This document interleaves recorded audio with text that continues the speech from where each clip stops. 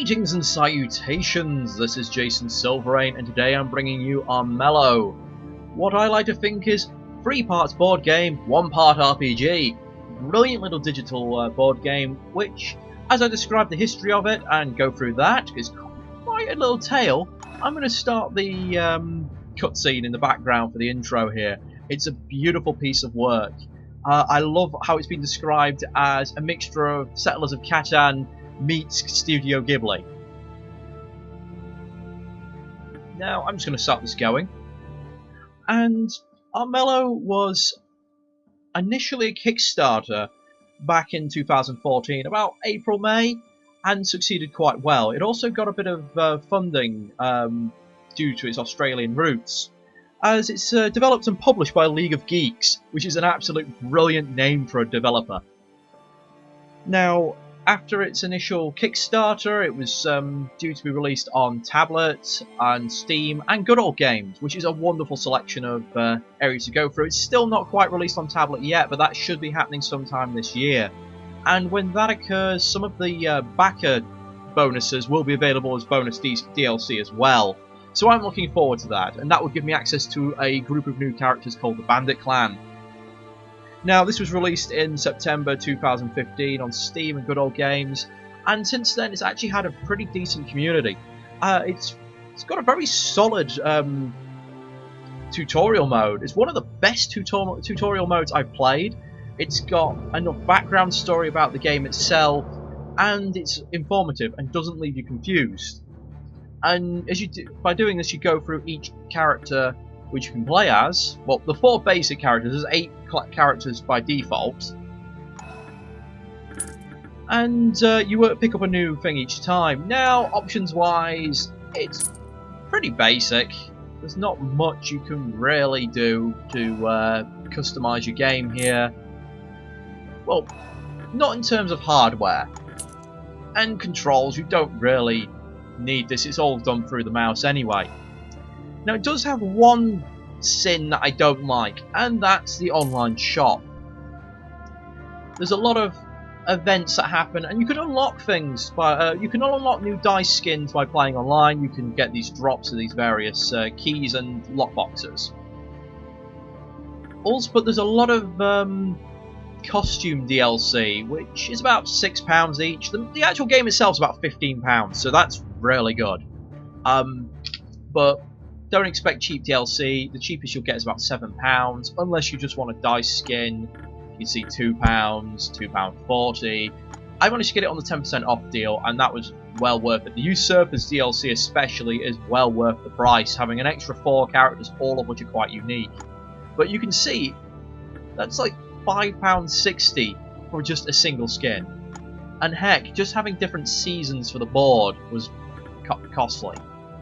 So I'm not too happy about that. And another thing that mildly annoyed me, for one of the skins for the dice, you have to subscribe to their Twitch, which is £6 a month. Can't say I'm too happy with that. It feels like it's milking it a bit. But other than that, the game has an absolute beautiful interface. That was just the sort of inbuilt inventory, which is quite nice. You've got a nice just reference sheet with the game guide. Your card gallery is lovely. As you can see, all these, because the game is mostly card and dice based, and all of the cards are animated in a slight fashion, and it's just lovely to go through and see some of these. Now, in this video I'm intending to go through a single playthrough. I'll probably cut a few bits out here and there. There we go, that was a new one. And you know, just show you how the game sort of works.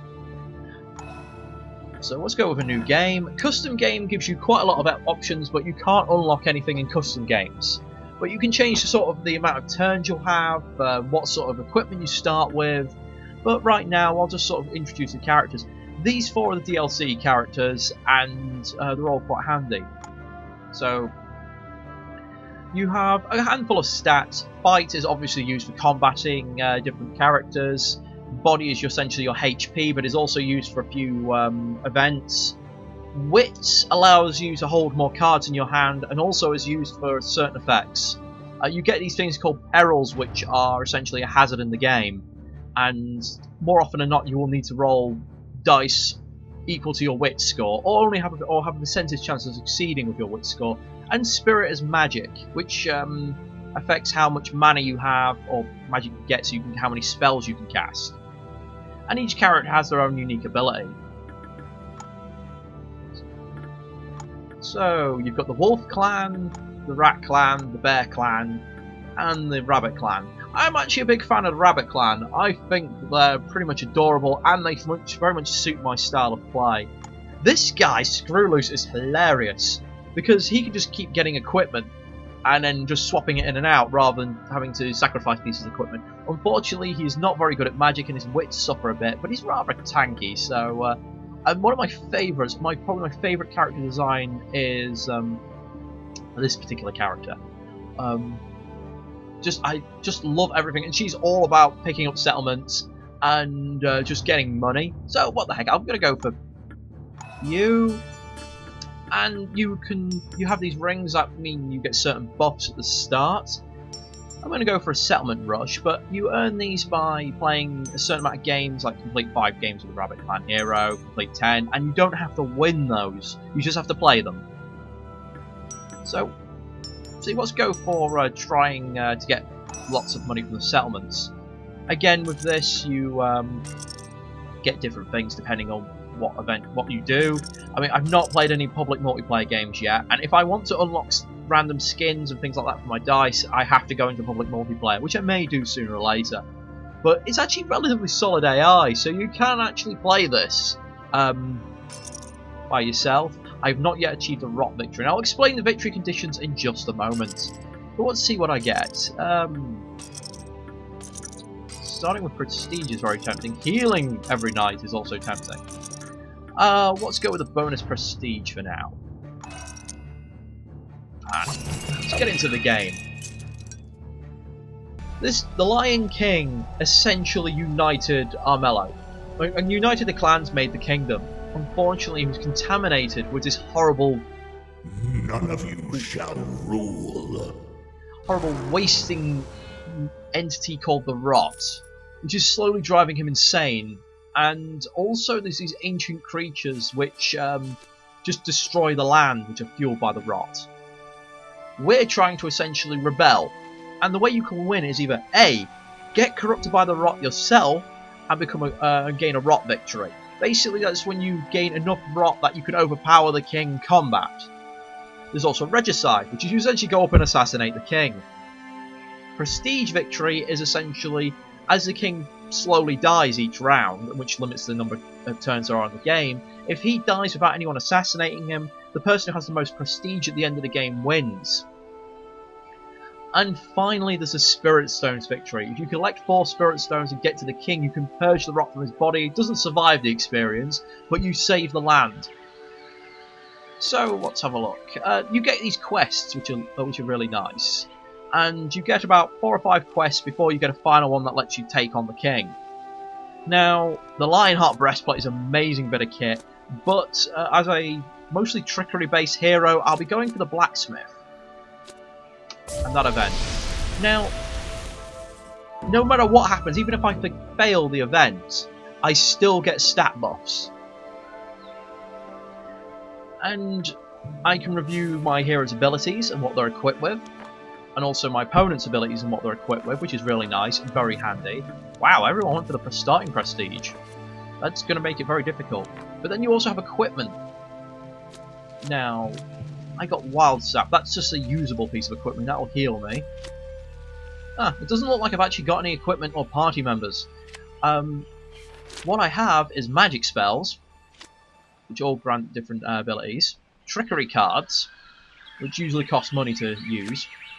This usable piece of equipment rather than an actual equipable. More magic and trapped, and that costs rot, which I don't really want a rot victory, so I won't be playing that. Now the nice thing is you get various dice challenges in the game, and you can actually burn cards to gain this dice value, rather than so you can sort of guarantee yourself events. I say events. You can guarantee certain dice rolls. Now each round you have free AP, which you can use to move. And as you can see, the maps are actually relatively decent size, but you will be forced into conflict with your fellow players. And they're doing quite well. And you can see for the peril, she needs to get bribery. I'm not sure which one that one, what that did exactly. But as you see, she failed the roll because she didn't get one of the required symbols on her dice. Wow! I don't think I've got, you know, fast AI turns on, but that went really quick. Now, these are Banes. These are horrible things fueled by the rot. And I'd love to see more rot-styled creatures in the future, but those right now are quite powerful. Especially if you've been infected by the rot yourself. These are standing stones, and you can see there's help text on the side which tells you what each thing does. So I go through there, I'm not particularly injured, so I'll just keep going. And I'll go into a dungeon and we'll see if we can get any loot. Oh, I got a spirit stone. Now that doesn't happen very often. So that was a very quick turn for me.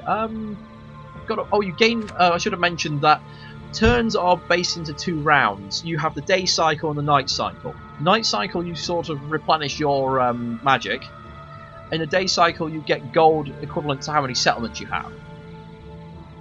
And prestige you get by fulfilling events and performing heroic deeds. Rot you gain by getting spells, dying to banes, and otherwise very nasty things happen to you. The problem with rot is every time it becomes dawn, you take health damage.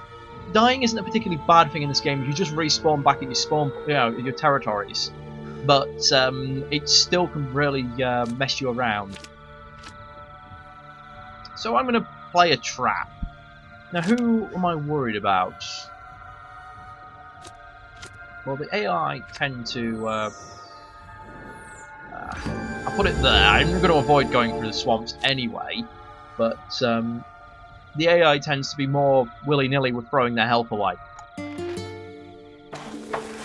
Now, if you go in at night time, if you end your... Ooh, you went straight into my trap. If you end your turn in a forest, you're actually stealthed and your opponents can't see you. Obviously, if you go through these swamps, you take a health damage, but everyone seems to have a quest in that swamp. He's lost prestige due to his slanderous toads.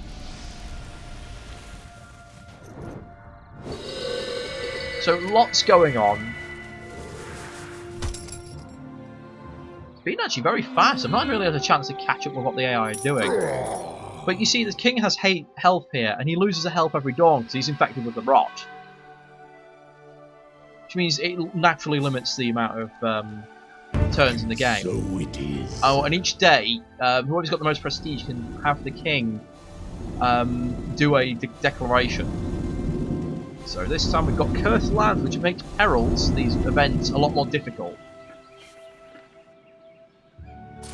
And then you've got the King's Guard. They're unaffected by terrain, it seems, and they'll mostly protect the king.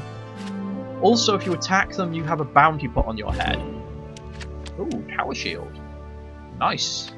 Considering I'm not a very fighty character, defensive items are very handy. So let's go for my first quest. Fellow Barrel Valley. Clan meet is in full swing and everyone's trying to make impressions on everyone else. Well, I can't really lose prestige because that's just artificially gained prestige, and no matter what I do, I'm going to get a wits and a prestige. So 50-50 chance. Let's see if we can get that blacksmith follower.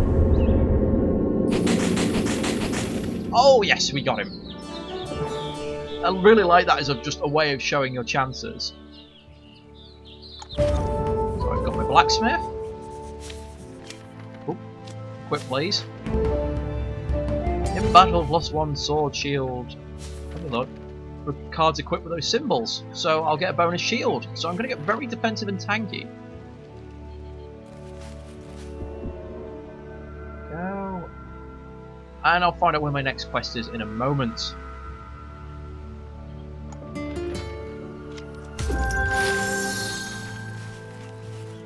I can always wait until the enemy, the AI have done their turns. I'm already thinking of them as the enemy. They technically don't have to fight you, but sometimes they can just come after you. You can gain prestige by battling. Alright, let's get a quest. I can't see what that is. This is the only thing I don't like about the quests. Let's go for the Spirit Stone quest. See? As you can see, as digital board games go, it's very quick. So you'll get through a game of this in about half an hour. Oh, an excellent Spirit Stone has just appeared in the area. But one thing I do very much like about this game is it's very atmospheric. The music just fits in perfectly. All the sound bites fit in with the music. And a bit of trickery. They might need that.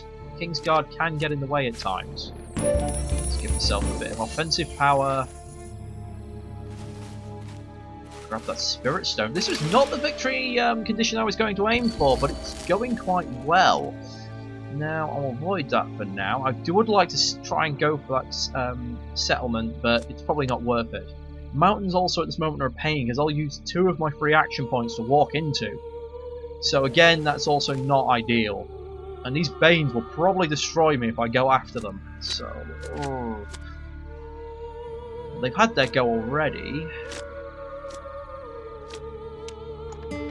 I'm going to keep playing neutral right now and not using my cards up. I'm not happy with him heading towards my town because he'll steal gold from me.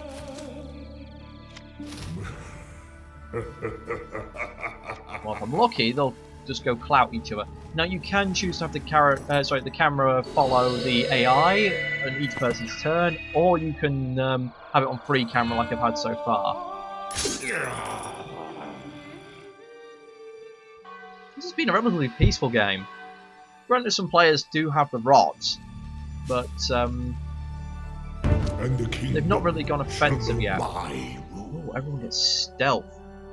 That's only heroes. That's excellent. That means the Banes can't see me. Not unless they're next to me.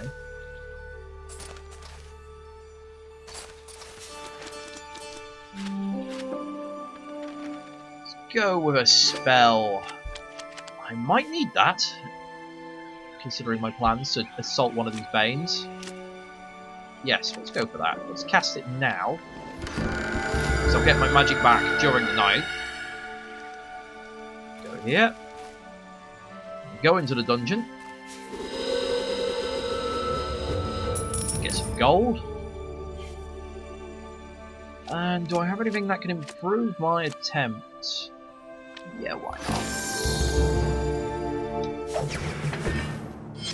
Let's get some combat going, and I can show you the combat mechanics, which are just lovely.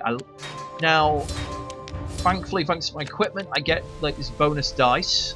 These are the amount of dice I have in my dice pool, and I can burn that and get rid of it. It means I basically get a fail. And thanks to it being daytime, I get a bonus dice. Get these clan affinities. Excellent, and I blocked it all. As you see, it's very simple. But there are 2 bits of dice, 2 dice faces that I do need some explanation. Go. You get moons and suns. Suns will count as a success during the day, moons will count as success during the night. Otherwise, it just misses. Wow, and another Spirit Stone. How many of those have I got now? I've got 3. Wow, I'm racing through this. Also, you get this symbol, which is the tree. Now, that will basically make dice. It counts as an attack, and it will also make dice explode, meaning you get bonus dice to roll. So it's very handy.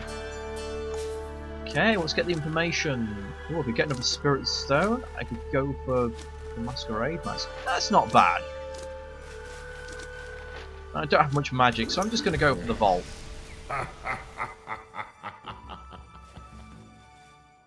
Now, my character's actual special ability is fortifying villages, and I've not really done that, because I have to end my go there. I've been very mobile. But by fortifying villages, they take 2 AP to go into. So they almost act almost as mountains for everyone else. But now I'm on the defense. Now, because I've got evasion as a spell, all my successes will go into defense, meaning this guy will not hurt me. Look at all that massive dice pool. Let's roll our dice and see how it goes. Now, it should be noted, if you get corrupted, that these symbols end up becoming misses, and the rot symbols end up becoming your explosive dice. So, yep. Oh, I was hoping it would push me back towards the town. Oh god, another one released here. Now, they can actually go in and take over towns. So let's get a bit of magic. Teleportation magic, brilliant. An item. That's not a good one. Not my style of play. And let's go for trickery. Plus 1 action point. Okay. So I'm going to go for the bonus action point.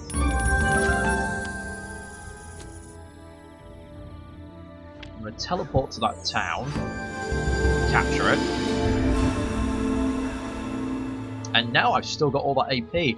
I would love to go here, but that would mean assaulting the King's Guard, and that would get a bounty on my head. Meaning the other players and the King's Guard will all hunt me down because of the bounty. The other players would get gold for doing so. So it's brilliant. That was just a perfect combination of cards I had there to get that Spirit Stone. Now, it would be in my interest to finish off these quest chains, because then I can get into the palace without actually having to do any of these particularly nasty challenges. And there goes my bonus hit points. Oh well. And they're all stealth, so I can't see what they're doing. I would like a little bit more prestige. Normally the AI is so busy attacking each other that they don't build up prestige very well because they die. Every time you die, you lose a point of prestige. Go. So what are you declaring today? Please don't be the... Let my rule be heard. Hey, Inquisition! So he's just died. He took a damage because he was... Oh, you died as well? They lose prestige for that. I'm a big fan of the Inquisition one because I don't play rot games. And as you can see, the Banes and the King's Guard do not get along. Even though the King is summoning the Banes, the King's Guard are essentially the law of the land.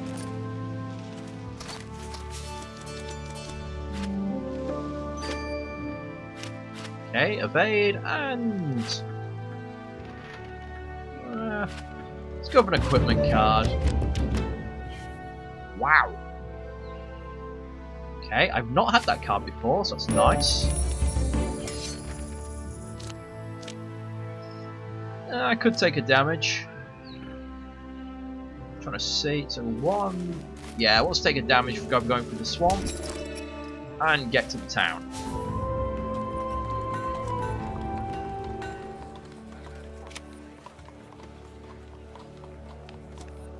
Well, I don't really need the Spirit Stone anymore, and it's not worth taking the health, so let's make the lock impossible to open. I automatically get the points. The only thing better than leaving is... Sorry, the only thing better than stealing a disloyal Baron's treasure, leaving in his grasp with no way to use it. I do like that. And now, at the end of the go... It's the end of next turn? Yeah. Oh, I'm out of magic, it's not been night time yet. You'll see my special ability fortifies a town, and it's wonderfully animated. Okay.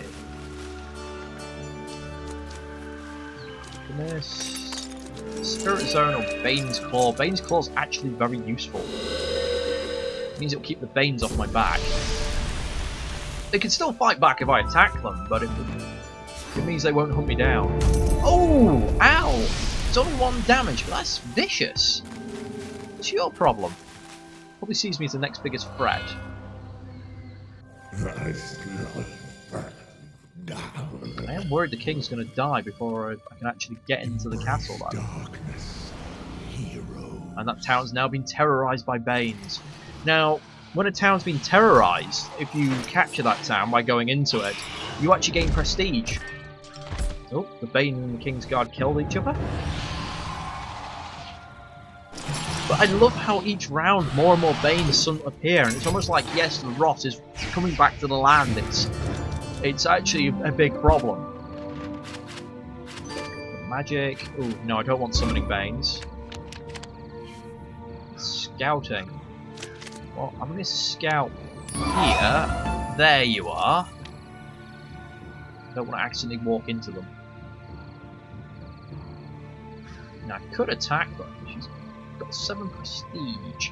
And I've got a better fight score, but we could get a mutual kill here. You know what? I'm going to get a bit of payback.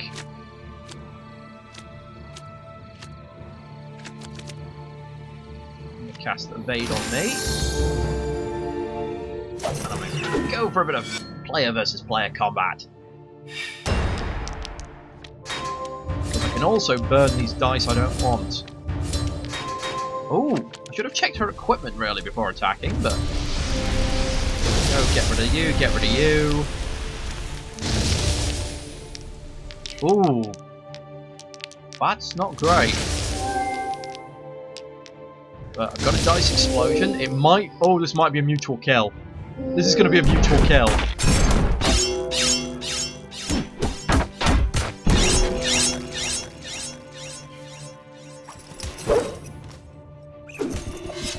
Whoops.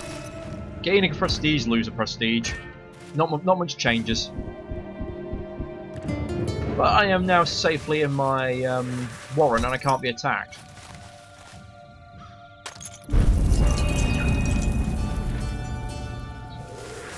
Welcoming party. That particular peril basically puts someone in the mountain. Oh yeah, when you're exploring dungeons, if by accident you can actually summon a Bane. Straight into a peril for you. And a very sneaky thing here is I can actually play these cards on other people's turns. So we've got 4 turns left. Do I have enough time to get to that? I do need a point of prestige. Maybe I should kill a Bane. And the kingdom shall know my rule. Okay, random Banes random perils everywhere. Well, all in places I don't really want to go anyway, so that's not so bad. King's Guard. They're killing off the Banes.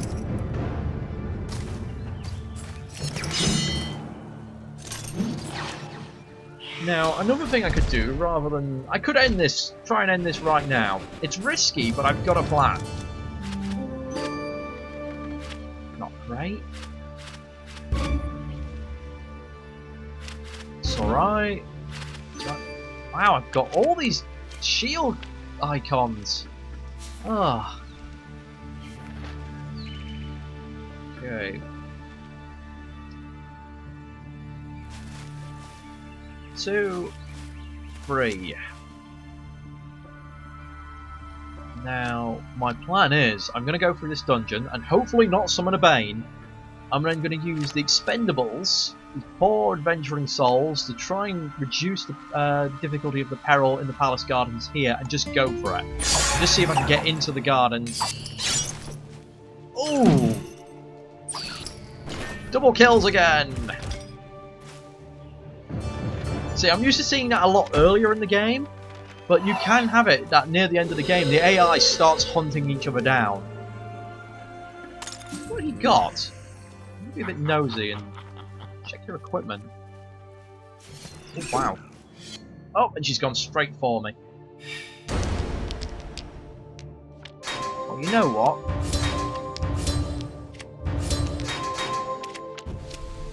Since I'm not going to really need this, let's get that, get a free roll. Just going to burn you.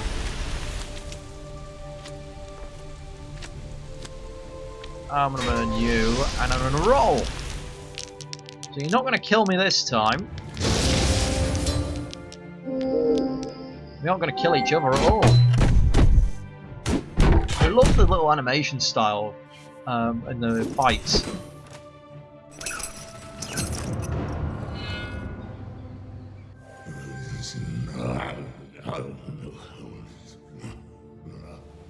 The rot shall creep. No! Oh no! And watch it. These things will always attack me. Oh, he can't see me because I was stealth. All right. Come on.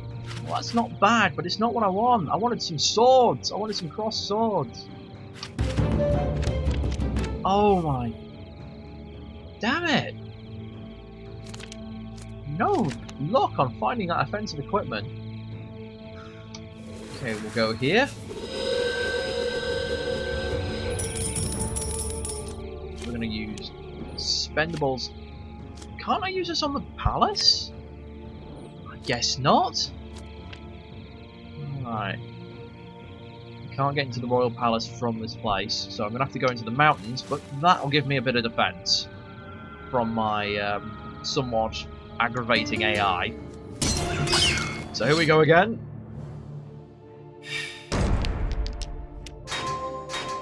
Technically, because I couldn't see her, I count as ambush, so I can't burn any of my cards.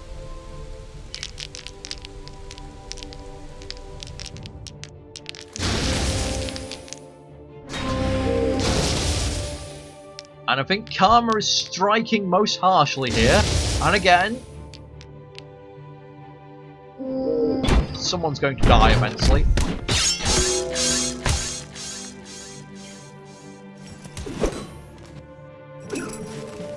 And now I am the prestige leader. Thank you very much.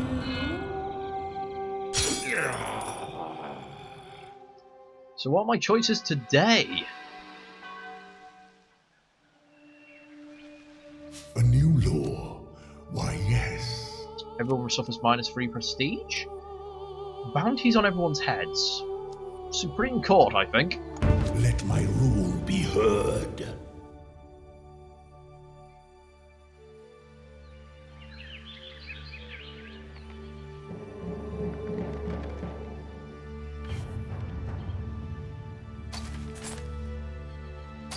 Oh, you sod. Get out of the way. Is that only on a settlement? No, King's Guard. Get him off that tile anyway. Alright, we're going to start with the false orders. Goodbye. Go, we made that slightly easier. Go. Now I won't have any action points left, so I'll have to do it next turn, but let's go. And I'll be under attack from the King's Guard. Oh, wonderful. I'm just going to burn that. What else do I need? I need a shield, so I'll use the Adventurer's Kit. And we roll, and hopefully get 1 cross swords. Excellent, we've done it. We're in. I'm not going to get thrown out the palace.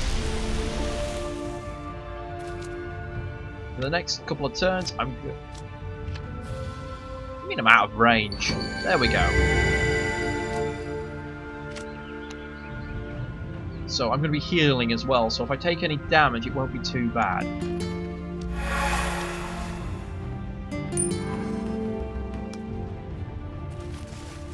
Oh, he's trying to come in as well.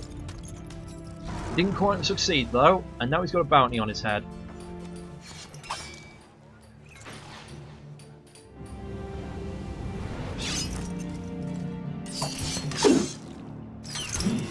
Which Barnaby is trying to get, but just...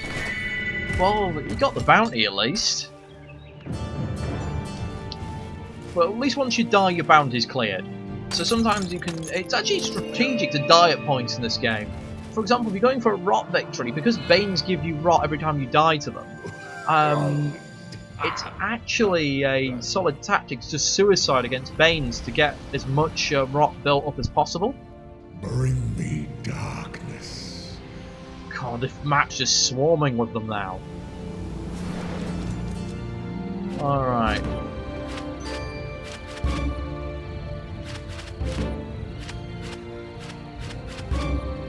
I think it doesn't matter because I've got the Spirit Stones and the King is going to go pop. And GG! I actually win in record time!